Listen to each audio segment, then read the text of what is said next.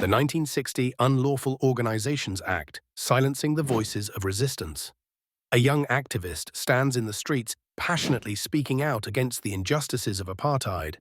His words inspire hope, but within moments, police officers arrive, violently arresting him.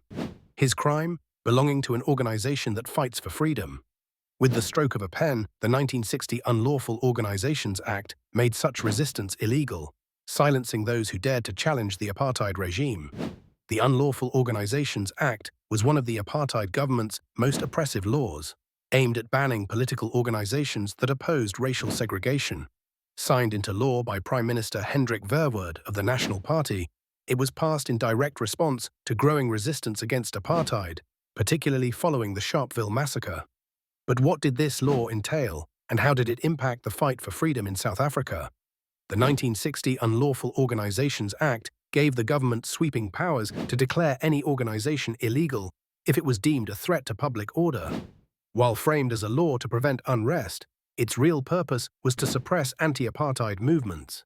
Key provisions of the law included the government could outlaw any organization it considered a threat, leading to the immediate banning of the African National Congress, ANC, and Pan-Africanist Congress, PAC, in 1960.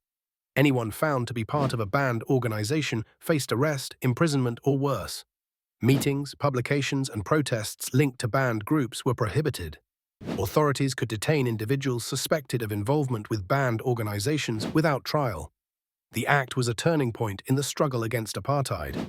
By outlawing organizations fighting for equality, it forced resistance movements to operate underground or in exile. The consequences of this law were severe. Thousands of activists were detained, tortured, or forced to flee the country. With peaceful resistance criminalized, movements like the ANC's Umkhonto we Sizwe turned to armed resistance. The law highlighted the brutality of apartheid, drawing global attention and increasing calls for sanctions against South Africa. Many anti-apartheid leaders, including Nelson Mandela, were either imprisoned or forced into exile to continue the struggle from abroad. Despite the apartheid government's efforts to silence dissent, the spirit of resistance could not be crushed. Underground networks, international pressure, and continued defiance eventually led to the fall of apartheid. The Unlawful Organizations Act remained in force until it was repealed in 1990, marking a crucial step towards South Africa's democratic transition. Even today, the fight for justice and freedom continues in different forms.